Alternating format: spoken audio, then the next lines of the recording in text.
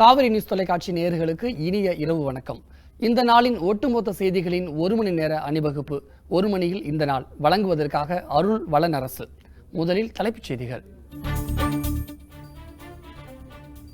August 31ஆம் தேதிக்குள் உள்ளாட்சி தேர்தல் நடத்த வேண்டும். மாநில தேர்தல் ஆணையத்துக்கு உயர்நீதிமன்றம் உத்தரவு.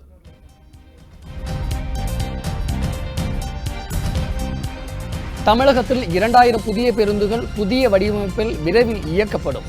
போக்குவரத்து துறை அமைச்சர் விஜயபாஸ்கர் தகவல்.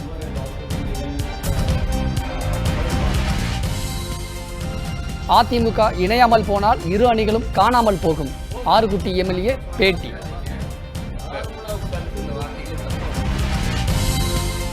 ₹1500 செலுத்தி புதிய ஜியோ ஸ்மார்ட் போனை பெற்றுக் கொள்ளலாம். 3 ஆண்டுகளில் பணம் திருப்பி அளிக்கப்படும் என முகேஷ் அம்பானி அதிரடி அறிவிப்பு.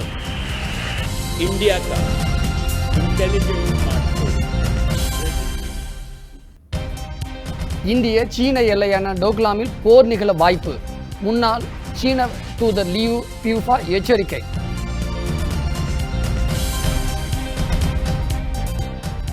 இந்திய மகளிர் கிரிக்கெட் அணியினருக்கு சிறப்பு விருதுகள் வழங்க நடவடிக்கை எடுக்கப்படும். பிசிசிஐ செயல் தலைவர் CK கண்ணா தகவல்.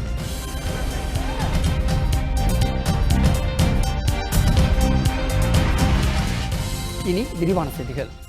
தமிழகத்தில் உள்ளாட்சி தேர்தலை ஆகஸ்ட் 31ஆம் தேதிக்குள் நடத்த வேண்டும் என்று மாநில தேர்தல் ஆணையத்துக்கு சென்னை உயர்நீதிமன்றம் உத்தரவிட்டுள்ளது. உள்ளாட்சி தேர்தலை குறிப்பிட்ட தேதிக்குள் நடத்த கோரி திமுக சார்பில் உயர்நீதிமன்றத்தில் வழக்கு தொடரப்பட்டிருந்தது. இன்று நடைபெற்ற இந்த வழக்கு விசாரணையில் ஆகஸ்ட் 31ஆம் தேதிக்குள் உள்ளாட்சி தேர்தலை நடத்த நடவடிக்கை எடுக்க வேண்டும் என்று நீதிமன்றம் அறிவுறுத்தியுள்ளது. மேலும் உத்தேச கால அட்டவணையை புதன்கிழமைக்குள் தாக்கல் செய்ய வேண்டும் என்று மாநில தேர்தல் ஆணையத்திற்கு சென்னை உயர்நீதிமன்றம் உத்தரவிட்டுள்ளது. இதையடுத்து வழக்கு விசாரணையை வரும் 26ஆம் தேதிக்கு ஒத்திவைத்துள்ளது. தமிழக கிராமப்புற மாணவர்களின் நலனை கருத்தில் கொண்டு நீட் விவகாரத்தில் மனம் தளராமல் தமிழக அரசு தொடர்ந்து போராடி வருவதாக அமைச்சர் விஜயபாஸ்கர் தெரிவித்துள்ளார். தமிழக மாணவர்களுக்காக, தமிழக மாணவருடைய அந்த உரிமைக்காக இந்த நிமிடம் வரை குரல் கொடுத்துக் கொண்டிருக்கிறது, போராடி கொண்டிருக்கிறது, சட்ட ரீதியாக அழுத்தம் கொண்டிருக்கிறது. உங்களுக்கே தெரியும், பாரத பிரதமரை சந்திக்கிறோம், மத்திய அமைச்சர்களை சந்திக்கிறோம், அழுத்தம் கொடுக்கிறோம், உயர் வழக்கறிஞர்களை வச்சு நம்ம உச்சநீதிமன்றத்தில் வாதாடுறோம். உடனே நாங்கள் இப்போ ஸ்டே வந்தால் கூட உடனே நாங்கள் அப்பீல் செய்கிறோம். நாங்கள் அசந்துடலையே, தளர்ந்துடலையே, தொடர்ந்து நம்ம மாணவர்களுக்கு குரல் கொடுத்துறோம். அரசின் சார்பில் முனையளவு வாய்ப்பு இருக்கா கூட அந்த வாய்ப்பை பயன்படுத்தி கொண்டு தொடர்ந்து தமிழக அரசு மாணவர்களுடைய நிலைகளை அந்த நிலைப்பாட்டை உணர்ந்து கொண்டு, அவருடைய பெற்றோர்களுடைய நிலைப்பாட்டை உணர்ந்து கொண்டு அவர்களுக்கு அந்த உரிமையை பெற்றுத்தருவதில் உறுதியாக இருக்கிறோம். மாணவர்களின் நலனை கருத்தில் கொண்டு நீட் விவகாரத்தில் தமிழக அரசு மத்திய அரசுக்கு அழுத்தம் கொடுக்க வேண்டும் என பாமக இளைஞரணி தலைவர் அன்புமணி ராமதாஸ் கேட்டுக்கொண்டுள்ளார். சென்னை சேப்பாக்கம் விருந்தினர் மாளிகை அருகே இன்று நடைபெற்ற நீட் தேர்வுக்கு எதிரான போராட்டம் நடைபெற்றது. அப்போது செய்தியாளர்களிடம் பேசிய அன்புமணி ராமதாஸ் இதனை தெரிவித்தார். இது அழுத்தம் கொடுக்கணும், மத்திய அரசு இடம் மாநில அரசு அழுத்தம் கொடுக்கணும். தமிழ்நாட்டில் உள்ள இது அரசியல் பிரச்சனை கிடையாது, தமிழ்நாட்டினோட உரிமை, நம்ம வருங்கால சந்ததியினருடைய பிரச்சனை. இது நம்முடைய ஒவ்வொன்றா நம்ம இழந்துக்கிட்டு வரோம். நம்ம இதெல்லாம் அதற்கு இப்போ ஜல்லிக்கட்டுக்கு 6 நாட்களில் அனுமதி கொடுத்தாங்க. ஏன்? இளைஞர்கள் போராடினாங்க, இளைஞர்கள் வெளியில வந்தாங்க, போராடினாங்க. பள்ளி கல்வித்துறையில் தற்போது பல்வேறு மாற்றங்கள் மேற்கொள்ளப்பட்டு வருவதாக அமைச்சர் செங்கோட்டையன் தெரிவித்துள்ளார். மதுரை வேளாண்மை பல்கலைக்கழகத்தில் நடைபெறும் வாழை கண்காட்சி தொடக்க விழாவில் அவர் பங்கேற்றார். பின்னர் செய்தியாளர்களிடம் பேசிய அவர், மாற்றங்கள் காரணமாக தமிழக பள்ளி கல்வித்துறையின் இந்தியாவின் முன்னோடியாக மாறும் என்றார். அனைத்து பாடத்திட்டங்களும் 3 ஆண்டு காலத்திலே படிப்படியாக அனைத்தும் மாற்றப்படும். இந்திய அளவில் நம்முடைய தமிழகம் முன்னோடி மாநிலம் என்ற முறையில் உருவாக்கப்படும். அதற்குள்ள நடவடிக்கை தமிழகம் எடுத்து வருகிறது. நம்முடைய மாண்பு தமிழகத்தின் ஒரு எடப்பாடி பழனிசாமியுடைய தலைமையில் இருக்கிற கல்வித்துறை பல்வேறு மாற்றங்களை இனி எதிர்காலத்தில் உருவாக்கும். தமிழகத்தில் 2000 புதிய பேருந்துகள் புதிய வடிவமைப்பில் விரைவில் இயக்கப்படுகின்றன முயற்சிகள் மேற்கொள்ளப்பட்டு வருவதாக தமிழக போக்குவரத்து துறை அமைச்சர் விஜயபாஸ்கர் தெரிவித்தார். சாலை விபத்துகளை கட்டுப்படுத்துவது குறித்து சென்னையில் நடைபெற்ற கருத்தரங்கில் பங்கேற்ற அவர் செய்தியாளர்களிடம் பேசிய போது, சாலை விபத்தில் உயிரிழப்போர் எண்ணிக்கை அதிகரிப்பதை தொடர்ந்து அதனை குறைப்பதற்கான பல்வேறு முயற்சிகள் எடுக்கப்பட்டு வருவதாகவும் தெரிவித்தார். இப்போ 2000 பஸ்ஸஸ் வாங்க போகிறோம். இது முடிஞ்ச உடனே மாண்புமிகு முதல்வர்கிட்ட சொல்லியிருக்கிறேன். மீண்டும் 2000 பஸ்கள் கொடுப்பதற்கு வாக்குறுதி கொடுத்திருக்கிறார். படிப்படியாக அந்த பஸ்ஸுகள்லாம் மாற்றப்படும். உருவாக்கப்பட்டு புதிய பேருந்துகள், புதிய வடிவமைப்பில் புதிய பஸ் பாடி கோடு வந்திருக்குது. அதில் புது பொலிவுடன் தமிழகத்தில் அரசு பேருந்துகள் நல்ல ஒரு மக்கள் சேவை செய்வதற்கு அந்த முயற்சிகளை எடுத்துக்கொண்டிருக்கிறோம். தாம் தொடர்ந்து புறக்கணிக்கப்பட்டு வருவதால் பன்னீர்செல்வம் அணியிலிருந்து விலகுவதாக கவுண்டம்பாளையம் சட்டப்பேரவை உறுப்பினர் ஆறுக்குட்டி தெரிவித்துள்ளார். இதுகுறித்து கோவையில் செய்தியாளர்களிடம் பேசிய அவர், தொகுதி மக்களின் நலனை கருத்தில் கொண்டு இந்த முடிவை மேற்கொண்டதாக குறிப்பிட்டார். அதிமுக இணையாமல் போனால் இரு அணிகளும் காணாமல் போய்விடும் என்றும் ஆறுக்குட்டி தெரிவித்துள்ளார். முதலாக குரல் கொடுத்தவர்கள் நீங்கள் ஏன் இப்படி வருகின்ற என்று கேட்டுக்கொண்டிருக்கின்றார்கள். என்னை மதிக்காத இடத்தில் நான் இருக்க முடியாது என்பதை நான் பதிவு செய்ய கடமைப்பட்டிருக்கின்றேன். அப்பொழுது ஆதரவு கொடுத்தோன்னே பல்வேறு மக்கள்லாம் எனக்கு ரொம்ப சந்தோஷப்பட்டு வாழ்த்து சொன்னாங்க. இன்றைக்கி என்னுடைய சூழ்நிலை ஒன்று அரசியல் பண்ணுறாப்ப இருந்தால் தொகுதிக்கு போயிரு, தொகுதி பார்த்தோம்னா அரசியல் போகுது, இதுதான் நிலைமை. நான் மேலே அரசியல் பண்ணுற நோக்கம் எனக்கு இல்லை. என்னை பொறுத்தளவு தொகுதி மக்கள் வேணும் தான் நான் வெளியே வந்திருக்கேன். அதில் எனக்கு மாற்று கருத்து இல்லை.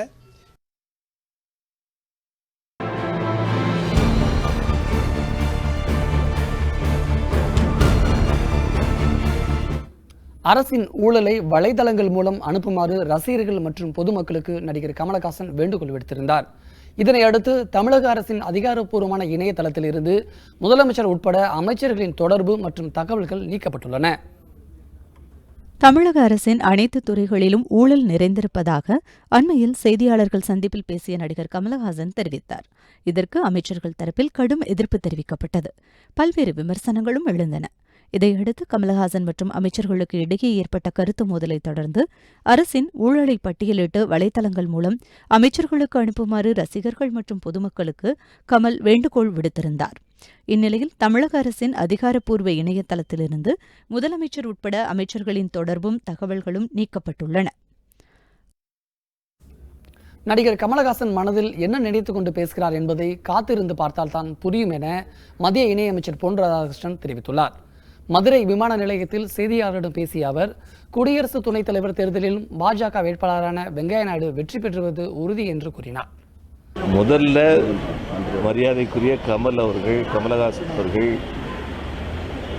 எந்த மனநிலையோடு எந்த சிந்தனையோடு கருத்துக்களை சொல்லிக் கொண்டிருக்கிறார் அப்படிங்கிறத புரிந்து கொள்ள வேண்டும். எனக்கு அதுக்கு கால அவகாசம் இல்லை. அதுக்கு பின்னாடி தான் நான் கருத்து சொல்ல விரும்புகிறேன். அதுக்கு முன்னாடி எதுவுமே அதை பற்றி சொல்றது முறையாக இருக்காது. ஜனநாயக நாட்டில் அனைவரும் கருத்து கூறும் உரிமை இருப்பதாக மக்களவை துணை சபாநாயகர் தம்பிதுரை தெரிவித்துள்ளார். கிருஷ்ணகிரியில் சமுதாய விழிப்புணர்வை வளர்க்கும் விதமாக எம்ஜிஆர் நூற்றாண்டு விழா அமைய வேண்டும் என்பதற்கான முடிவுகள் குறித்து கூட்டம் நடைபெற்றது. இந்த கூட்டத்திற்கு பின்னர் செய்தியாளர்களிடம் பேசிய தம்பிதுரை, டெங்கு காய்ச்சலை கட்டுப்படுத்த அரசு தேவையான நடவடிக்கைகளை எடுத்து வருவதாகவும் ஜனநாயக நாட்டில் எல்லோருக்கும் கருத்து சொல்லும் உரிமை இருப்பதாகவும் தெரிவித்தார். நாங்கள் சொல்லிட்டோமே, ஜனநாயக நாட்டில் யாருக்கும் எந்த கருத்தை சொல்வதற்கு உரிமை உண்டு. அதை நாங்கள் சொல்லவில்லை. ஆனால் அரசானது அது எவ்வாறு அதனுடைய பிரச்சனைகள் இருந்தால் எப்படி தீர்வு காணணும் அரசு அதெல்லாம் முயற்சி செய்வார்கள். இது அம்மாவுடைய அரசு, அம்மாவில் உருவாக்கப்பட்ட அரசு. புரட்சித் தலைவர் இந்த இயக்கத்தை உருவாக்கி கிராமப்புற மக்களுக்கும் ஏழை மக்களுக்கும் என்னென்ன செய்யணும் அவ்வளவு செய்திருக்கிறார். அது தொடர்ச்சியாக இப்பொழுது எடப்பாடி அரசும் செய்து கொண்டிருக்கிறது. செப்டம்பர் மாத இறுதியில் கிருஷ்ணகிரி மாவட்டத்தில் எம்ஜிஆர் நூற்றாண்டு விழா கொண்டாடப்பட உள்ளது. இதற்காக விழாவின் முன்னேற்பாடுகள் குறித்த கலந்தாய்வு கூட்டம் நடைபெற்றது. நடிகர் கமலஹாசன் ஒரு மாபெரும் கலைஞன் என்றும் அவரை மிரட்டுவது மரபு சார்ந்த விஷயம் அல்ல என்றும் இந்திய கம்யூனிஸ்ட் கட்சியின் மூத்த தலைவர் தா பாண்டியன் தெரிவித்துள்ளார். நடிகர் கமல்ஹாசன் மாபெரும் கலைஞன் என்றும் அவரை மிரட்டுவது மரபு சார்ந்த விஷயம் அல்ல என்றும் தா பாண்டியன் தெரிவித்தார். இந்த கலைத்துறையில் அவருடைய நடிப்பு திறனை யாரும் குறைத்து மதிப்பிட முடியாது. எனவே தங்களை குறை சொல்கிறார் என்றால் மூன்றாந்திர நடிகர், நாலாந்திர நடிகர் என்று சொல்லுகிறவர்கள் ஏழாந்திர மனிதர்கள். ஏனென்றால் அவர் நடிகர் என்ற முறையில் திரையுலகத்திலே தலை சிறந்த நடிகர். சிவாஜி கணேசனுக்கு பிறகு நடிப்பு கலைக்கு இலக்கணம் வகுத்த ஒரு மனிதன் என்று கமல்ஹாசனை சொல்லலாம். ஆனால் அவர் இந்தியாவின் குடிமகன். அவர் நடிகர் மட்டுமல்ல, மற்ற எல்லோருக்கும் கருத்தை சொல்வதைப் போல அவருக்கும் கருத்து சொல்ல வழி இருக்கிறது. கமல் அரசியலுக்கு வருவது குறித்து சலசலப்பு எழுந்துள்ள நிலையில் கம்யூனிஸ்ட் கட்சியின் மூத்த தலைவர் தா பாண்டியன் ஆதரவு தெரிவித்திருப்பது குறிப்பிடத்தக்கது. தமிழக அரசு மீது நடிகர் கமலஹாசன் அவதூறு பேசுவதற்கு அவரிடம் என்ன ஆதாரம் உள்ளது என்று நடிகர் ரிதீஷ் மற்றும் வாராகி ஆகியோர் கேள்வி எழுப்பியுள்ளனர். சென்னையில் கூட்டாக செய்தியாளர்களை சந்தித்த அவர்கள் நடிகர் சங்க பொதுச் செயலாளராக ஒட்டுமொத்த நடிகர் சங்கமும் கமலுக்கு துணை நிற்கும் என கூறுவதற்கு விஷாலுக்கு உரிமை இல்லை என்று தெரிவித்தனர். பொதுச் செயலாளராக அவர் தனிப்பட்ட முறையில் தான் சொல்லணும். நாங்கள் இவ்வளோ பேர் மெம்பர் இருக்கோம்ல, நடிகர் சங்கத்துக்கு எலெக்ஷன் வந்துச்சு, தானு சார் தலையிட்டார். நான் தானு சாரை கேட்டேன், இது நடிகர் சங்கத்துக்குள்ளே நடக்கிற பிரச்சனை, நீங்கள் ஏன் ப்ரொடியூசர் கவுன்சிலேருந்து இங்கே வந்து தலையிடுறீங்க, உங்கள் வேலையை பாருங்கன்னு சொன்னேன். அதே தான் இப்போ விஷாலுக்கு நான் சொல்கிறேன். தனிப்பட்ட விஷால் அவருடைய இண்டிவிஜுவல், அவர் என்ன வேணுமோ பேசிக்கலாம் கமலுக்காக. பட் ஒரு பொதுச் செயலாளராக சங்கத்துடைய உறுப்பினர் நடிகர் சங்கம் நிற்கும்னு சொல்கிற உரிமை விஷாலுக்கு கிடையாது. இந்தியா முழுவதும் அதிவேக தகவல் பரிமாற்றத்திற்கு ஏதுவாக ஆப்டிகல் ஃபைபர் தொழில்நுட்பத்தை ரிலையன்ஸ் விரைவில் கொண்டு வரும் என ரிலையன்ஸ் குழும தலைவர் முகேஷ் அம்பானி தெரிவித்துள்ளார். மேலும் 4G மற்றும் ஜியோ போன் இலவசமாக வழங்கப்படும் என்றும் அவர் அறிவித்தார். மும்பையில் ரிலையன்ஸ் நிறுவனத்தின் 40ஆம் ஆண்டு பொதுக்கூட்டம் இன்று நடைபெற்றது. நிகழ்ச்சியில் பேசிய முகேஷ் அம்பானி 1977ஆம் ஆண்டு 70 கோடி ரூபாயாக இருந்த ரிலையன்ஸின் வருமானம் தற்போது 4700 மடங்கு அதிகரித்துள்ளதாக தெரிவித்தார். உலகில் உள்ள ஒரு சில நிறுவனங்களே ரிலையன்ஸ் போன்று வளர்ச்சி அடைந்துள்ளதாகவும் உலக சாதனைகள் பலவற்றை அடுத்தடுத்து ரிலையன்ஸ் நிறுவனம் முறியடித்து வருவதாகவும் முகேஷ் அம்பானி குறிப்பிட்டார். மேலும் ஆப்டிகல் ஃபைபர் தொழில்நுட்பம் விரைவில் ரிலையன்ஸ் மூலம் கொண்டுவரப்படும் என்றும் அவர் தெரிவித்தார்.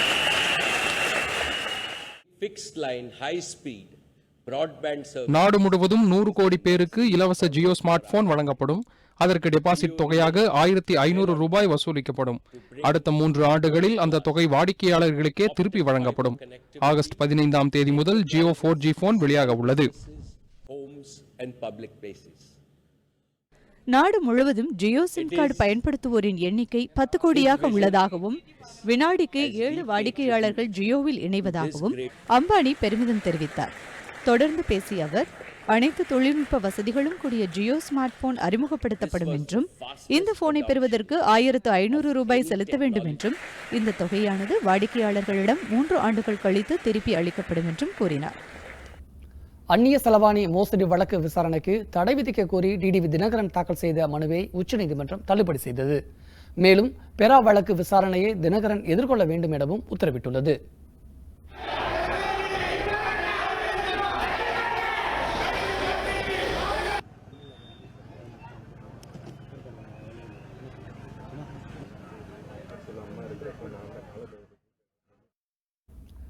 நெடுஞ்சாலைத்துறை ஒப்பந்ததாரர் தியாகராஜன் வீட்டில் 50 கிலோ தங்கம் மற்றும் கணக்கில் வராத 50 கோடி ரூபாய் பணத்தை வருமான வரித்துறையினர் பறிமுதல் செய்தனர்.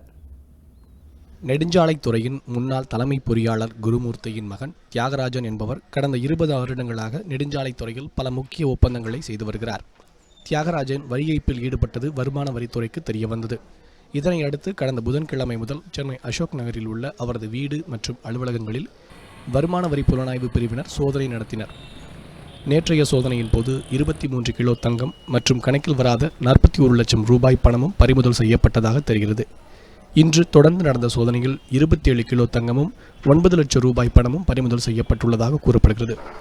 இதேபோல் முன்னாள் ஐஜியின் மகன் வீட்டிலும் சோதனை நடத்தப்பட்டது. இந்த சோதனையில் 60 கோடி ரூபாய் மதிப்புள்ள வீடு 10 கோடி ரூபாய்க்கு விற்கப்பட்டது தெரியவந்துள்ளது. இந்த நிலையில் தியாகராஜனிடம் நடத்திய விசாரணையில் அமைச்சர்கள், அரசு அதிகாரிகள் இவருடன் சேர்ந்து முறைகேடில் ஈடுபட்டுள்ளதாக வருமான வரித்துறையினர் தகவல் தெரிவித்துள்ளனர். சோதனை மற்றும் விசாரணையின் முடிவில் அரசியல் பிரமுகர்கள் சிக்குவார்கள் என தெரிய வருகிறது. இந்தியா சீனா எல்லைப் பகுதியான டோக்லாம் பகுதியில் எந்த நேரத்திலும் போர் வெடிக்கலாம் என முன்னாள் சீன தூதர் லியூ யூஃபா எச்சரிக்கை விடுத்துள்ளார். சிக்கிம் மாநிலத்தின் எல்லைப் பகுதியான டோக்லாம் பகுதியில் இந்தியா சீனாவுக்கு இடையே எல்லை பிரச்சினை குறித்து கருத்து வேறுபாடு இருந்து வருகிறது. இந்த சூழ்நிலையில் எல்லைப் பகுதியில் போர் ஒத்திகை நடத்துவது, ஆயுதங்களை குவிப்பது உள்ளிட்ட செயல்களில் சீனா படையினர் ஈடுபட்டு வருகின்றனர். சீனா படையின் அத்துமீறலை தடுக்க இந்திய ராணுவத்தினர் டோக்லாம் பகுதியில் குவிக்கப்பட்டுள்ளனர். இந்த நிலையில் எல்லைப் பகுதியில் எந்த நேரத்திலும் போர் வெடிக்கலாம் என இந்தியாவுக்கான முன்னாள் சீன தூதர் லியூ யூஃபா எச்சரிக்கை விடுத்துள்ளார். இதனால் சீனா எல்லைப் பகுதியில் இரு நாட்டு ராணுவ படையும் குவிக்கப்பட்டுள்ளதால் பதற்றமான சூழல் நிலவுகிறது. சிறிய இடைவெளிக்கு பிறகு மீண்டும் செய்திகள் தொடரும். இணைந்திருங்கள் காவிரி நியூஸ் தொலைக்காட்சியுடன்.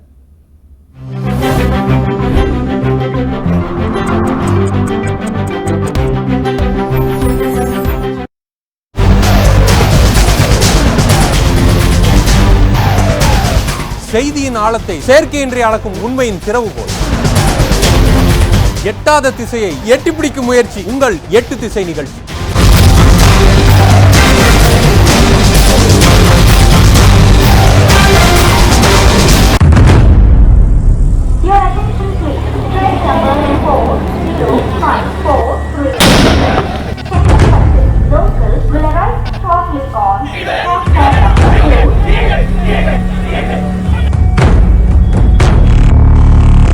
சத்தங்கள் சந்தடிகளுக்கு இடமில்லை, கூச்சல்கள் குழப்பங்களுக்கு இடமில்லை. இந்நிலையில் உங்கள் கருத்துக்களுக்கு மதிப்பளித்து புதிய திறப்புகளுக்கு வித்திடும் மாற்றத்தை நோக்கி.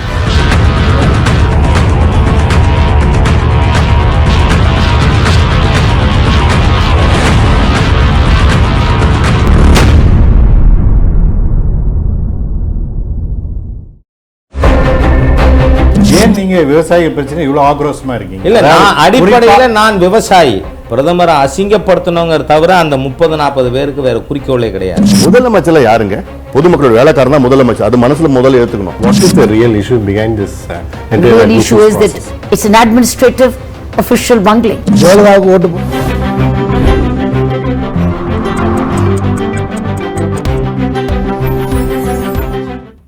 2018 சந்திராயன் 2 செயற்கைக்கோள் விண்ணில் செலுத்தப்படும் என்று விஸ்ரோ இயக்குனர் மயில்சாமி அண்ணாதுரை தெரிவித்துள்ளார். ராமேஸ்வரத்தில் அப்துல் கலாமின் நினைவு தினத்தை முன்னிட்டு நடைபெற்ற விழாவில் செய்தியாளர்களிடம் பேசிய அவர் இதனை தெரிவித்தார். மறைந்த முன்னாள் குடியரசுத் தலைவர் அப்துல் கலாமின் 2ஆம் ஆண்டு நினைவு தினத்தை முன்னிட்டு அவரது குடும்பத்தினர் ஏற்பாடு செய்த நிகழ்ச்சிகளை துவக்கி வைக்க இஸ்ரோ இயக்குனர் மயில்சாமி அண்ணாதுரை ராமேஸ்வரம் சென்றார். அப்போது கலாமின் மூத்த சகோதரர் முத்து முகமது மரைக்காயரை சந்தித்து அவர் நலம் விசாரித்தார். பின்னர் செய்தியாளர்களிடம் பேசிய மயில்சாமி அண்ணாதுரை 2018 சந்திரயான் 2 செயற்கைக்கோள் விண்ணில் செலுத்தப்படும் என்றும் மங்கள்யான் 1 தனது பணிகளை விண்ணில் சிறப்பாக செய்து வருவதாகவும் கூறினார். கலாமின் கனவை நிறைவேற்றும் வகையில் கடந்த ஓராண்டில் 14 செயற்கைக்கோளை விண்ணில் செலுத்தி உள்ளதாக மயில்சாமி அண்ணாதுரை தெரிவித்தார். கலாமின் நினைவிடத்தில் இஸ்ரோ சார்பில் அவரது நினைவை போற்றும் வகையில் பல பணிகளை மேற்கொள்ள உள்ளதாகவும் அவர் குறிப்பிட்டார். நிகழ்ச்சியில் இஸ்ரோ துணை இயக்குனர் ஷர்மா, கலாமின் பேரன் சலீம், தமிழ்தாய் அறக்கட்டளை நிர்வாகி கராத்தே பழனிசாமி ஆகியோர் உடனிருந்தனர். சந்திரயான் 2 இறுதிக்கட்ட வேலை போயிட்டுருக்கு. இந்த வருஷம் முடிவில் அதனுடைய பணி முடியும். அடுத்த வருஷம் ஆரம்பத்தில் அதனுடைய பணி நிலவில் ஆரம்பிக்கணும். அதான் 2018 சந்திரயான் 2 நிலவு. பதவிக்காலம் முடிந்த வாரிய தலைவர்கள் அப்பகுதியில் நீடிக்கக்கூடாது என துணைநிலை ஆளுநர் கிரண்பேடி தெரிவித்துள்ளார். கடந்த சட்டப்பேரவைத் தேர்தலில் காங்கிரஸ் திமுக கூட்டணி அரசு வெற்றி பெற்று பதவி ஏற்றவுடன் 7 வாரியங்களுக்கு எம்எல்ஏக்கள் தலைவர்களாக நியமிக்கப்பட்டனர். துணைநிலை ஆளுநர் கிரண்பேடி இதற்கு பல்வேறு நிபந்தனைகளுடன் ஒப்புதல் அளித்தார். இந்த நிலையில் அவர்களது பதவிக்காலம் கடந்த 13ஆம் தேதியோடு ஓராண்டு நிறைவடைந்தது. இதனிடையே 7 வாரியங்களின் தலைவர்கள் அப்பகுதியில் நீடிக்க வேண்டும் என பதவியில் தொடர ஒப்புதல் தர வேண்டும் என முதலமைச்சர் நாராயணசாமி அமைச்சரவை பரிந்துரைத்து ஆளுநர் கிரண்பேடியின் ஒப்புதலுக்காக அனுப்பி வைத்தார். இந்த நிலையில் பதவிக்காலம் முடிந்த வாரிய தலைவர்கள் அப்பகுதி நீடிக்கக்கூடாது என துணைநிலை ஆளுநர் கிரண்பேடி அறிவித்துள்ளார். மேலும் இப்பிரச்சனையில் கருத்து வேறுபாடு உள்ளதால் குடியரசுத் தலைவர் பரிசீலனைக்கு அனுப்பப்பட்டுள்ளதாகவும் அவர் விளக்கம் அளித்துள்ளார். புதுச்சேரி அரசின் ஊழல்கள் குறித்து வழக்கு தொடர மத்திய உள்துறை மற்றும் துணைநிலை ஆளுநரை சந்தித்து அனுமதி கேட்க உள்ளதாக பாஜக மாநில தலைவரும் நியமன எம்எல்ஏவுமான சுவாமிநாதன் தெரிவித்துள்ளார். புதுச்சேரியில் செய்தியாளர்களிடம் பேசிய அவர் இதனை குறிப்பிட்டார். இன்னைக்கு ஏழை எளிய மக்களுக்கு இன்னைக்கு நம்ம ரேஷன் பொருள் போட முடியல. ஒரு அமைச்சரும் 80,000 ரூபா வீட்டு வாடகை வாங்குறாங்க. யாருடைய பணம்? இதை தட்டி கேட்கறதுக்காக ஒவ்வொரு அதிகாரியும் சென்றா, மக்கள் பிரச்சனைக்காக சென்றா, அவங்களுக்கு இன்னைக்கு இந்த அரசு தொடர்ந்து ஊழல் அரசாக இருக்குது. நாங்கள் ஆளுநர் வந்த உடனே அவங்க கையில் முறைப்படி இந்த அரசின் மீது ஊழலுக்காக அவர்களை அனுமதி கேட்போம். பிரதமர் மற்றும் ஜனாதிபதியை கண்டிப்பாக இந்த அரசுடைய முறைகேடை பிஜேபி என்ற முறையில் நாங்கள் கண்டிப்பாக கொண்டு செலுத்து உரிய நடவடிக்கை அவங்க மேலே எடுக்கிறதுக்கான முயற்சி நாங்கள் பண்ணுவோம். ஜிஎஸ்டி வரி விதிப்பு முறைக்கு எதிர்ப்பு தெரிவித்து 18% வரியை 5% வரியாக குறைக்க வலியுறுத்தியும் திருப்பூரில் சிறு குறு மற்றும் நடுத்தர பின்னலாடை நிறுவனங்கள் ஒரு நாள் அடையாள வேலைநிறுத்த போராட்டத்தில் ஈடுபட்டனர். நாடு முழுவதும் கடந்த 1ஆம் தேதி முதல் ஜிஎஸ்டி வரி விதிப்பு முறை அமல்படுத்தப்பட்டது. இதற்கு பல்வேறு தொழில்துறையினர் எதிர்ப்பு தெரிவித்து வரும் நிலையில் திருப்பூரில் தென்னிந்திய காலர் சர்ட் மற்றும் உள்ளாடை சிறு தொழில் முனைவோர் சங்கம் சார்பில் ஒரு நாள் அடையாள வேலைநிறுத்த போராட்டத்தில் ஈடுபட்டனர். ஆகஸ்ட் 5ஆம் தேதி டெல்லியில் நடைபெறவுள்ள ஜிஎஸ்டி கமிட்டி கூட்டத்தில் தங்களது கோரிக்கைகள் நிறைவேறாத பட்சத்தில் தொடர் வேலைநிறுத்த போராட்டத்தில் ஈடுபட போவதாக பின்னலாடை உற்பத்தியாளர்கள் சங்க பொதுச் செயலாளர் தெரிவித்தார். சிறு குறு மற்றும் நடுத்தர நிறுவனங்களுக்கு விதிக்கப்பட்டுள்ள 18% வரி விதிப்பை 5% குறைக்க வலியுறுத்தியும் ஜாப் ஒர்க் தொழில்களுக்கு வரி விலக்கு அளிக்க கோரியும் வேலைநிறுத்தம் நடைபெற்றது. இந்த வேலைநிறுத்தத்தால் திருப்பூர் மாவட்டத்தில் உள்ள 2000க்கும் மேற்பட்ட சிறு குறு மற்றும் நடுத்தர நிறுவனங்கள் அடைக்கப்பட்டிருந்தன. இதனால் 5 கோடி ரூபாய் வரையிலான உற்பத்தி பாதிக்கும் அபாயம் ஏற்பட்டுள்ளது.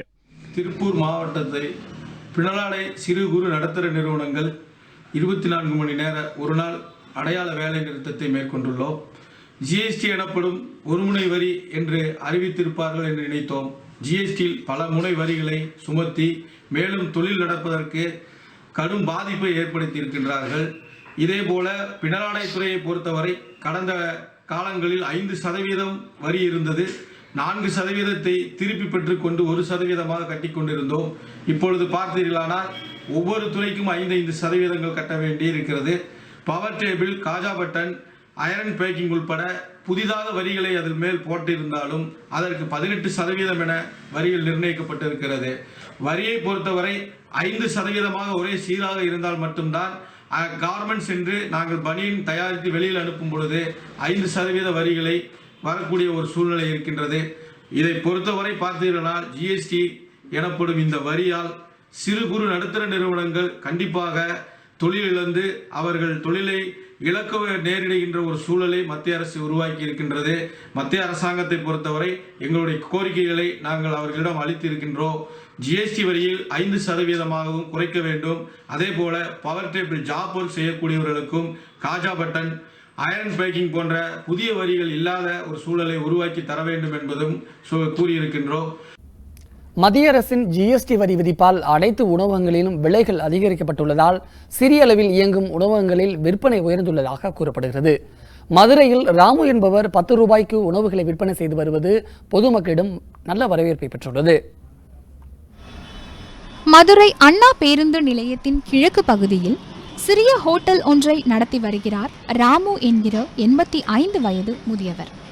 பசி என்று வரும் மனிதர்களுக்கு வயிறார சோறு போட வேண்டும் என்ற ஒற்றை நோக்கத்தில் தனது சொத்துக்களை எல்லாம் இழந்து நடுத்தருவிற்கு வந்த போதிலும் கொண்ட கொள்கையை கைவிடாது பிறரின் பசியாற்றும் கடமையை தொடர்ந்து செய்து வருகிறார். சிற்றுண்டியின் போது பொங்கல் 10 ரூபாய், 3 இட்லி 10 ரூபாய், தோசை 10 ரூபாய் மற்றும் மதிய உணவும் 10 ரூபாய் என மிக குறைந்த விலையில் தனது ஹோட்டலில் விற்பனையை தொடர்கிறார்.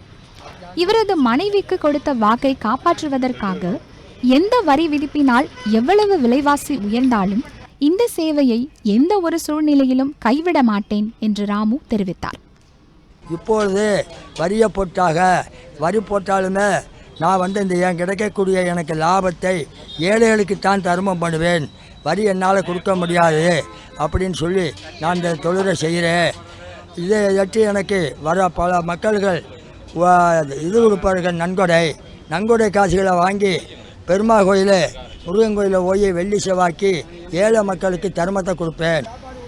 50 ஆண்டுகளாக தொடரும் இவரது சேவைக்கு உதவும் வகையில் மிக குறைந்த விலையில் காய்கறிகள் அளிப்பதுடன் அவரது சேவை மதுரை மக்களுக்கு எப்பொழுதும் தேவை என்றும் பாலமுருகன் என்ற காய்கறி விற்பனையாளர் தெரிவித்தார். ஐயா தொடர்ந்து ஒரு 50 வருஷமாக சேவை செய்கிறான்னு கேள்விப்பட்டேன். இந்த மாதிரி மதுரை மக்களுக்கு இவ்வளோ வரி போட்டு ஜிஎஸ்டி வரி அந்த வரி இந்த வரின்னு போட்டாலும் இந்த ஐயா 10 ரூபா 1 ரூபா சாப்பாட்டில் ஆரம்பித்து 10 ரூபா சாப்பாடு வரை இன்றைக்கி தான் வந்திருக்காரு. ஆனால் இவருக்கு ஒரு நாங்கள் என்னோட சார்பை அப்பப்போ காய்கறி மார்க்கெட்டில் குறைஞ்ச விலையில் கொடுத்துக்கிறீங்க. இப்போ ஐயா 10 ரூபாய்க்கு சாப்பாடு போகிறார். ஆனால் நம்ம எவ்வளோ தான் ஸ்பான்சர் பண்ணாலும் கொடுத்தாலும் அவர் கொடுக்குற காசு வாங்கிட்டு நம்ம திருப்தியாக போய்க்கிருக்கோம். மதுரையில் ராமு தாத்தாவின் ஹோட்டலுக்கு அருகில் இருக்கும் அரசு ராஜாஜி மருத்துவமனையில் உள்ள நோயாளிகள், அவர்களின் உறவினர்கள் மற்றும் ஏழை எளிய மக்கள் குறைந்த விலையில் மனதார சாப்பிடவும் ஏற்ற வகையில் ராமு தாத்தாவின் கடை இருப்பதாக சாப்பிட வருவோர் தெரிவிக்கின்றனர். இன்னைக்கு பக்கத்தில் ஜிஹெச் இருக்குது, கலெக்டர் ஆஃபீஸ் இருக்குது, எல்லாருமே இருக்காங்க. இன்றைக்கி எல்லாருமே இங்கே வந்து தான் சாப்பிட்றாங்க. ஆனால் சாப்பிட்றவங்க ரிச்சா தொழிலாளிகள்லேருந்து எல்லாருமே வராங்க. ஜிஎஸ்டி வரி அதுன்றாங்க.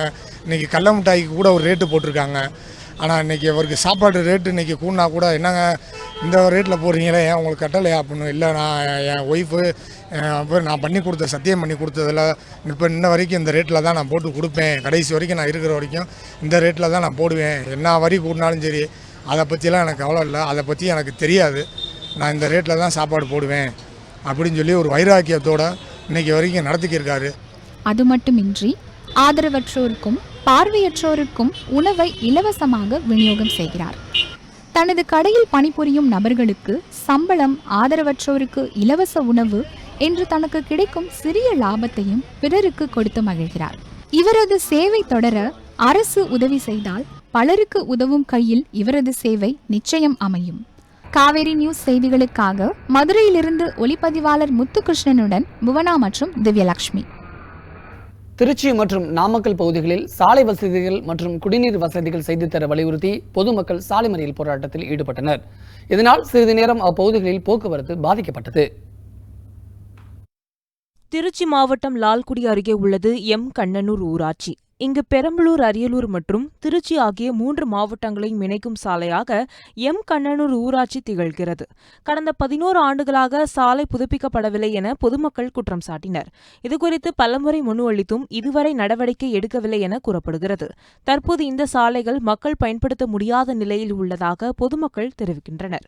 பயன்படுத்த முடியாத நிலையில் குண்டும் குழியுமாக சாலைகள் காட்சியளிப்பதாக தெரிவித்த பொதுமக்கள் நூற்றுக்கணக்கானோர் சாலை மறியலில் ஈடுபட்டனர். இதனால் திருச்சி சிதம்பரம் சாலையில் சுமார் அரை மணி நேரத்திற்கும் மேலாக போக்குவரத்து பாதிக்கப்பட்டது.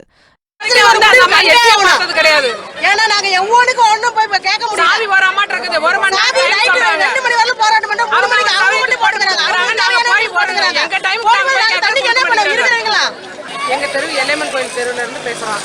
ஆனால் எங்கள் தண்ணி நல்ல தண்ணி வந்ததே கிடையாது. 15 நாளைக்கு ஒரு தடவை தான் வருது, அதுவுமே ரொம்ப ரேர் தான்.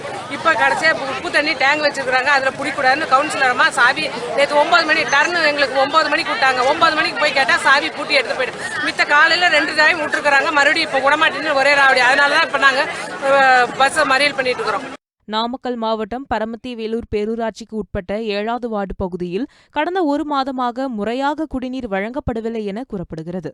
இதனை கண்டித்து நூற்றுக்கணக்கான பொதுமக்கள் பரமத்தி வேலூர் பேருந்து நிலையத்தை முற்றுகையிட்டு பேருந்துகளை உள்ளே செல்ல விடாமலும் உள்ளே இருந்து பேருந்துகளை வெளியே வர விடாமலும் ஆர்ப்பாட்டத்தில் ஈடுபட்டனர். தகவல் அறிந்து வந்த போலீசார் மறியலில் ஈடுபட்டவர்களிடம் பேச்சுவார்த்தை நடத்தி குடிநீர் வழங்க பேரூராட்சி நிர்வாகத்திடம் பேசி உரிய நடவடிக்கை எடுப்பதாக உறுதியளித்தனர். அதன் பேரில் சாலை மறியலை கைவிட்டு மக்கள் கலைந்து சென்றனர். விழுப்புரத்தில் பிறந்து சில மணி நேரமே ஆன தொப்புள் கொடியுடன் கூடிய பெண் சிசு ஒன்று உயிருடன் மீட்கப்பட்டுள்ளது. குழந்தையின் பெற்றோர் குறித்து போலீசார் தீவிரமாக விசாரணை மேற்கொண்டு வருகின்றனர். விழுப்புரம் சண்முகாபுரம் பகுதியில் உள்ள ரயில்வே தண்டவாளம் அருகே தொப்புள் கொடியுடன் பிறந்து சில மணி நேரமே ஆன பெண் குழந்தை கிடந்தது. துணிப்பையில் குழந்தையை வைத்து முட்புதரில் யாரோ வீசிவிட்டு சென்றுள்ளனர். ரயில்வே தண்டவாளத்தை கடக்க முயன்றபோது முட்புதரில் குழந்தை அழும் குரல் கேட்ட பொதுமக்கள் போலீசாருக்கு தகவல் தெரிவித்தனர்.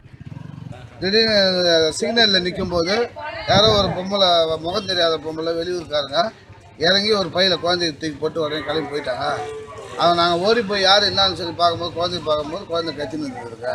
ஆனால் யார் எவருன்னு தெரியல, பொம்பளை முகமும் தெரியல, வெளியூருக்காரங்க.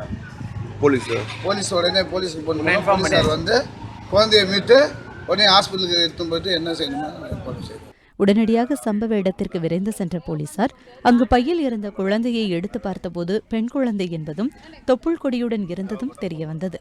உடனடியாக குழந்தையை மீட்டு விழுப்புரம் அரசு மருத்துவமனைக்கு கொண்டு சென்றனர். அங்கு குழந்தைக்கு சிகிச்சை அளிக்கப்பட்டது. சம்பவம் குறித்து அறிந்த மாவட்ட காவல்துறை கண்காணிப்பாளர் ஜெயக்குமார் மருத்துவமனைக்கு நேரில் சென்று குழந்தையை பார்வையிட்டார். பின்னர் குழந்தையை முட்புதரில் வீசிச் சென்றது யார், பெற்றோர்கள் பற்றி விசாரணைக்கு அவர் உத்தரவிட்டார். சிவகாசி அருகே பட்டாசு ஆலையில் ஏற்பட்ட வெடி விபத்தில் உயிரிழந்தவர்களின் எண்ணிக்கை 2ஆக அதிகரித்துள்ளது. அதேபோன்று கொடுங்கையூரில் பேக்கரி தீ விபத்தில் உயிரிழப்பு 4ஆக உயர்ந்துள்ளது. சிவகாசி அருகே உள்ள புலிப்பாறைப்பட்டி என்ற இடத்தில் தனியார் பட்டாசு ஆலை செயல்பட்டு வருகிறது. தீபாவளி நெருங்கி வரும் சூழல் என்பதால் இங்கு பட்டாசு தயாரிக்கும் பணி தீவிரமாக நடைபெற்றது. இந்த நிலையில் திருவேங்கடபுரத்தை சேர்ந்த பரமேஸ்வரி என்பவர் சட்டவிரோதமாக மரத்தடியில் அமர்ந்து பட்டாசு தயாரித்ததாக கூறப்படுகிறது. அப்போது மருந்துகள் ஒன்றோடு ஒன்று உராய்ந்து எதிர்பாராத விதமாக வெடி விபத்து ஏற்பட்டது. இந்த விபத்தில் பரமேஸ்வரி என்பவர் சம்பவ இடத்திலேயே உடல் கருகி உயிரிழந்தார். மேலும் ராணி, பொன்னுத்தாய், பாண்டியம்மாள், வசந்தா ஆகிய 4 பேர் பலத்த காயங்களுடன் உயிருக்கு ஆபத்தான நிலையில் சிவகாசி அரசு மருத்துவமனையில் தீக்காய சிகிச்சை பிரிவில் அனுமதிக்கப்பட்டனர். இந்த நிலையில் மருத்துவமனையில் அனுமதிக்கப்பட்டிருந்த பொன்னுத்தாய் சிகிச்சை பலனின்றி உயிரிழந்தார். இதனால் பலி எண்ணிக்கை 2ஆக அதிகரித்துள்ளது. வெம்பக்கோட்டை தாலுகாவுக்கு உட்பட்ட புல்பாறைப்பட்டி கிராமத்தில் தனியாருக்கு சொந்தமான பட்டாசு ஆலையில் வெடி விபத்து ஏற்பட்டு புவனேஸ்வரி என்ற பெண்மணி சம்பவ இடத்துல இறந்துட்டாங்க. மீதி 4 பேர் வந்துட்டு அடிபட்டு சிவகாசி அரசு மருத்துவமனைக்கு கொண்டு சென்றிருக்காங்க. இது சம்பந்தமாக வருவாய்த்துறை, காவல்துறை, தீயணைப்புத்துறை ஆகியோர்கள் விசாரணை நடத்தி கொண்டு இருக்கிறார். இந்த நிலையில் சென்னையை அடுத்த கொடுங்கையூரில் உள்ள பேக்கரியில் ஏற்பட்ட தீ விபத்தின் போது தீயணைப்பு வீரர் ஒருவர் உயிரிழந்தார். பொதுமக்கள் பலர் படுகாயமடைந்தனர்.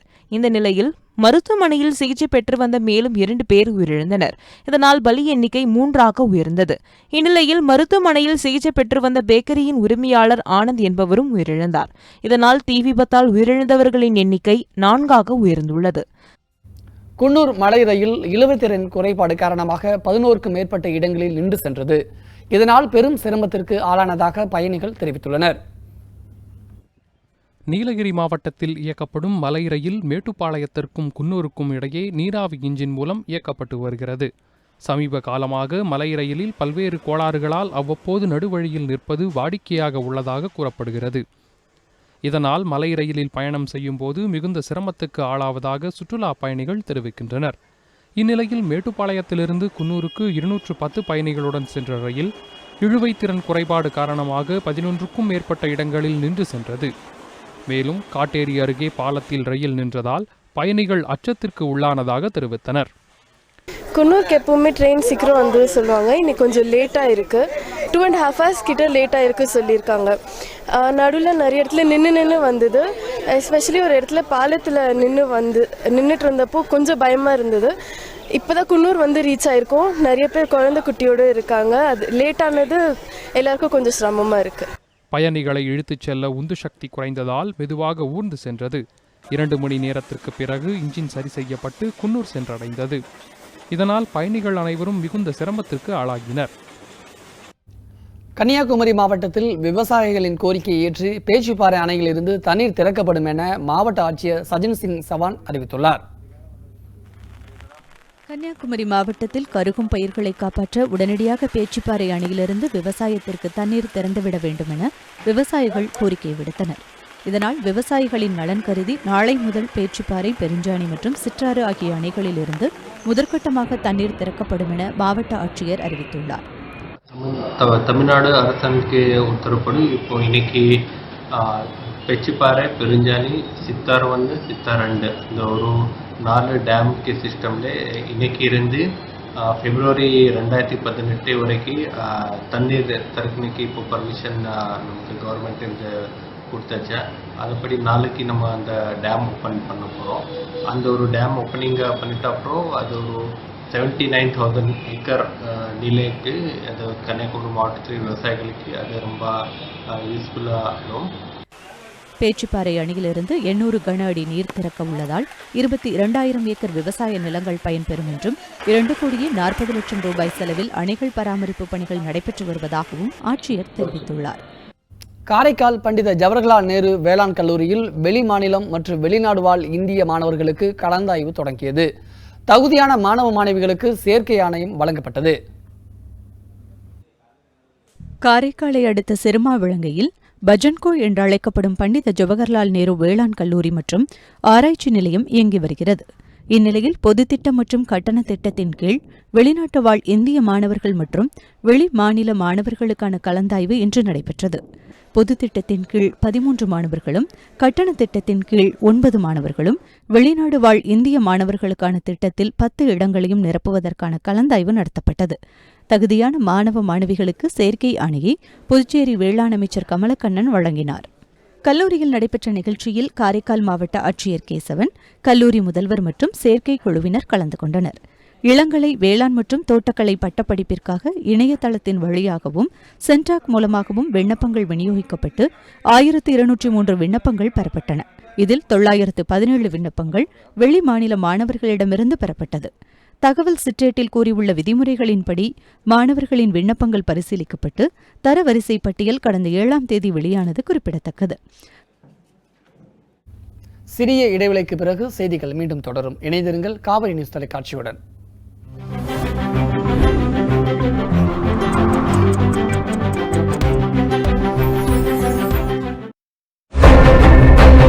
ஏன் நீங்க விவசாய பிரச்சனை இவ்வளவு ஆக்ரோஷமா இருக்கீங்க? இல்ல, நான் அடிப்படையில நான் விவசாயி. பிரதமரை அசிங்கப்படுத்தணுங்கிற தவிர அந்த 30-40 பேருக்கு வேற குறிக்கோளே கிடையாது. முதலமைச்சர் யாருங்க? பொதுமக்களோட வேலைக்காரன் தான் முதலமைச்சர். அது மனசுல முதல்ல எடுத்துக்கணும். What is the real issue behind this? The real issue is that it's an administrative official bungling. ஜெயலலிதாவுக்கு ஓட்டு போட்டு கொண்டாந்ததே பெருசு. அப்புறம் ஜெயலலிதா அண்ணன் மக, தம்பி மக, தங்கச்சி மகளுக்கெல்லாம் ஓட்டு போடணும்னு தமிழ்நாட்டு மக்களுக்கு என்ன எழுதியா இருக்கு? And if you understand the politics of Delhi, people who run Delhi, they run the country. Jayalalithaa என்றால் ஒரு நியாயம், ஜெயலலிதா இல்லை என்றால் ஒரு நியாயம். இந்த மண்ணுக்கு மக்களுக்கும் விடுதலை என்பது திமுக அதிமுக பெற விடுதலை தான். ரஜினிகாந்த் தமிழ்நாட்டை ஆளக்கூடாது என்று நாம் சொன்னார். அவர் இந்தியாவை ஆளுவதற்கு கூட வழிவகையை ஏற்படுத்தி கொடுப்பார்கள்.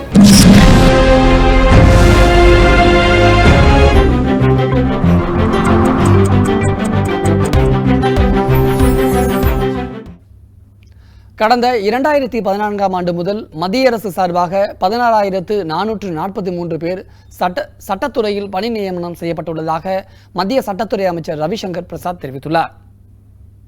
மாநிலங்களவையில் பேசிய மத்திய சட்டத்துறை அமைச்சர் ரவிசங்கர் பிரசாத், பாஜக அரசு பதவியேற்றதில் இருந்து இதுவரை 16,443 பேர் சட்டத்துறையில் புதிதாக பணி நியமனம் செய்யப்பட்டுள்ளதாக தெரிவித்தார்.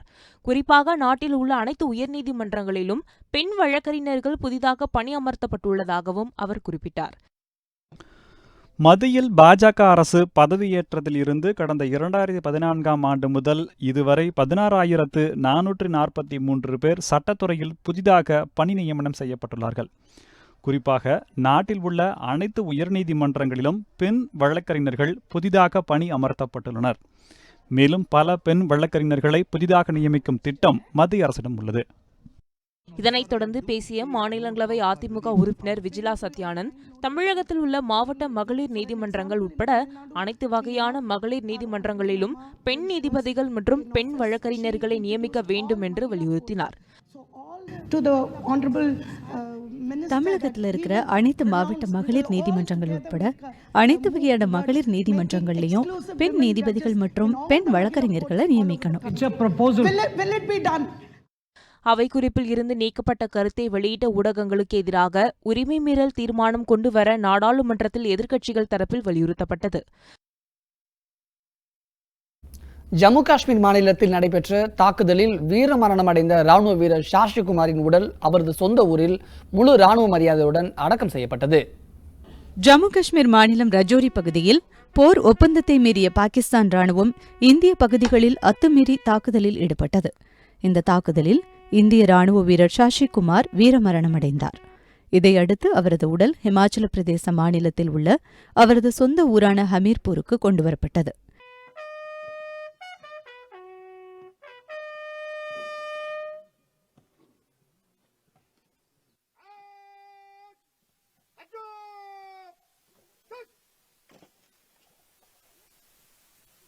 பொதுமக்கள் அஞ்சலிக்காக வைக்கப்பட்டிருந்த ஷாஷிகுமாரின் உடல் பின்னர் அங்குள்ள இடுகாட்டிற்கு எடுத்து செல்லப்பட்டது. பின்னர் முழு ராணுவ மரியாதையுடன் அவரது உடல் நல்லடக்கம் செய்யப்பட்டது.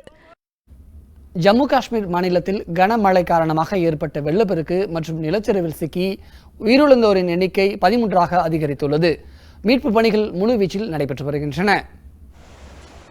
ஜம்மு காஷ்மீர் மாநிலம் முழுவதும் கடந்த சில நாட்களாக பலத்த மழை பெய்து வருகிறது. தொடர் மழை காரணமாக டோகா, கிஸ்ட்வார் மற்றும் உதம்பூர் மாவட்டங்களில் பல இடங்களில் வெள்ள நீர் சூழ்ந்தது. இந்நிலையில் தோரா மாவட்டம் தாத்ரி கிராமத்தில் பெய்த கனமழை காரணமாக நிலச்சரிவு ஏற்பட்டது. நிலச்சரிவில் சிக்கியவர்களை மீட்கும் பணியில் தீயணைப்புத் துறையினர் மற்றும் மீட்புப் படையினர் தீவிரமாக ஈடுபட்டனர். நிலச்சரிவில் சிக்கி 5 வயது சிறுவன் உட்பட 6 பேர் பரிதாபமாக உயிரிழந்தனர். காஷ்மீரில் பிற மாவட்டங்களில் கனமழை காரணமாக ஏற்பட்ட நிலச்சரிவு மற்றும் வெள்ளப்பெருக்கில் சிக்கி உயிரிழந்தவர்களின் எண்ணிக்கை 13ஆக உயர்ந்துள்ளது. வெள்ளம் மற்றும் நிலச்சரிவு பாதிப்பை சரி செய்யும் வகையில் மீட்பு பணிகள் தீவிரமாக நடைபெற்று வருகின்றன. மும்பையில் பெய்து வரும் கனமழையின் காரணமாக சாலையில் தேங்கியுள்ள மழை நீரால் வாகன ஓட்டிகள் கடும் சிரமத்திற்கு ஆளாகியுள்ளனர். மும்பையில் கடந்த சில நாட்களாக தொடர் மழை பெய்து வருகின்றது. இதனால் அந்தேரி, வடாலா உள்ளிட்ட நகரின் பல்வேறு பகுதிகளிலும் பொதுமக்களின் இயல்பு வாழ்க்கை முடங்கியுள்ளது. மேலும் கனமழையின் காரணமாக அங்குள்ள முக்கிய சாலைகள் மற்றும் தெருக்களில் வெள்ள நீர் சூழ்ந்து வாகன ஓட்டிகளுக்கு கடும் சிரமத்தை ஏற்படுத்தியுள்ளது.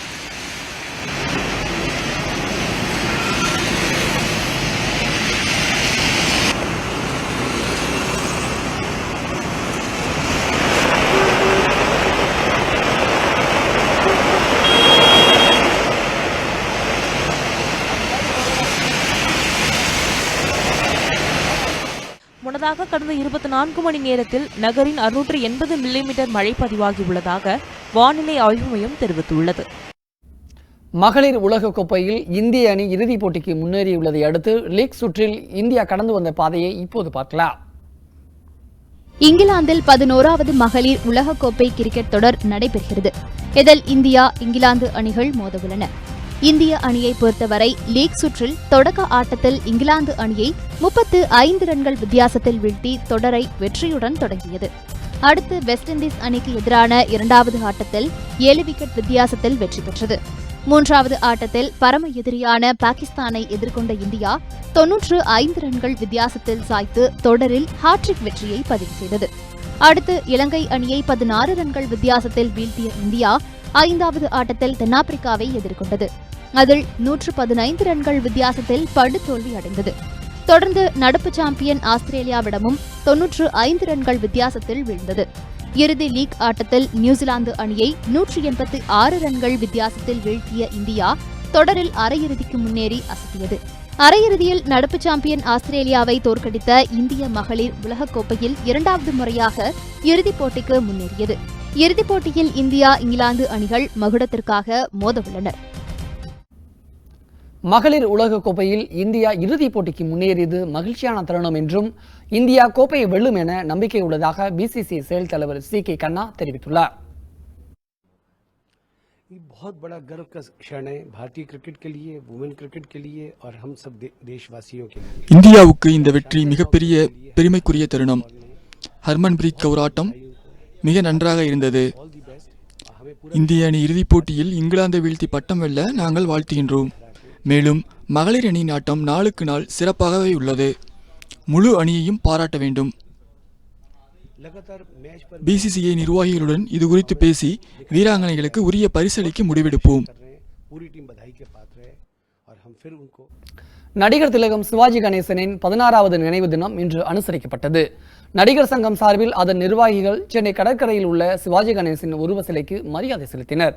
அதேபோன்று பல்வேறு இடங்களில் உள்ள சிவாஜி கணேசன் உருவ சிலைக்கு மற்றும் உருவ படத்திற்கு அரசியல் தலைவர்கள், ரசிகர்கள் மரியாதை செலுத்தினர். இன்று நடிகர் சிவாஜி கணேசனின் 16வது நினைவு நாள். நடிகர் சிவாஜி கணேசனுக்கு அஞ்சலி செலுத்தும் விதமாக சென்னையில் உள்ள சிவாஜி சிலைக்கு நடிகர் சங்க நிர்வாகிகளான கார்த்தி, பொன்வண்ணன் மற்றும் சிலர் நேரில் சென்று நடிகர் சிவாஜி கணேசனின் சிலைக்கு மாலை அணிவித்து தங்களது அஞ்சலியை செலுத்தினர். கன்னியாகுமரி மாவட்டம் நாகர்கோவிலில் காமராஜர் நற்பணி மன்றம் மற்றும் காங்கிரஸ் கட்சி சார்பில் சிவாஜி கணேசன் உருவப்படத்திற்கு மாலை அணிவித்து மரியாதை செலுத்தப்பட்டது. சென்னை மெரினாவில் உள்ள சிவாஜி கணேசனின் சிலையை அகற்றி மணிமண்டபத்தில் வைக்காமல் அதே பகுதியில் மற்றொரு சாலையில் பொதுமக்களுக்கு இடையூறு இல்லாத வகையில் சிலையை அமைக்க வேண்டும் என தமிழக அரசுக்கு சிவாஜி ரசிகர்கள் கோரிக்கை வைத்தனர். தமிழகத்தில் பிறந்து நடிப்புலகில் மிகப்பெரிய சாதனை செய்து உலக அரங்கில் செவாலியர் என்ற பட்டத்தை பெற்ற நடிகர் திலகம் சிவாஜி அவர்களுடைய 17வது ஆண்டு நினைவஞ்சலியை குமரி கிழக்கு மாவட்ட காங்கிரஸ் மற்றும் காமராஜர் நற்பணி மன்றம், சிவாஜி மன்றம், பிரபு மன்றம் சார்பில் நாங்கள் இங்கே நினைவஞ்சலி செலுத்தி கொண்டாடி கொண்டிருக்கிறோம். மதுரையில் அம்பேத்கர் சாலையில் அமைந்துள்ள சிவாஜி கணேசன் உருவ சிலைக்கு பாஜக மாநில தலைவர் தமிழிசை சவுந்தரராஜன் மாலை அணிவித்து மரியாதை செலுத்தினார். தனுஷ் நடிப்பில் தயாராகியுள்ள வேலையில்லா பட்டதாரி திரைப்படத்தின் ரிலீஸ் தேதி தள்ளி வைக்கப்பட்டுள்ளது. வேல்ராஜ் இயக்கத்தில் தனுஷ் நடிப்பில் வெற்றி பெற்ற திரைப்படம் வேலையில்லா பட்டதாரி. இந்த படத்தின் 2ஆம் பாகம் தற்போது தயாராகி உள்ளது. சௌந்தர்யா ரஜினிகாந்த் இயக்கத்தில் தனுஷ், அமலா பால், சமுத்திரகனி, விவேக் உள்ளிட்டோர் நடித்துள்ளனர். படத்தின் டீசர், ட்ரெய்லர், பாடல்கள் என அனைத்தும் வெளியாகி ரசிகர்களிடம் வரவேற்பை பெற்றன. தனுஷின் பிறந்த நாளான வரும் 28ஆம் தேதி வெளியாக உள்ளதாக தகவல்கள் வெளியானது. இந்த நிலையில் VIP 2 2ஆம் பாகத்தின் ரிலீஸ் தேதி தள்ளி வைக்கப்பட்டுள்ளதாக தயாரிப்பு தரப்பில் தெரிவிக்கப்பட்டுள்ளது. சில தவிர்க்க முடியாத காரணங்களால் ஆகஸ்ட் 10ஆம் தேதி படம் வெளியாகும் என்று அறிவிக்கப்பட்டுள்ளது. காவிரி பிரைம் செய்திகளுக்காக கார்த்திக் ராமதுரை, சாந்தா மற்றும் ராஜா.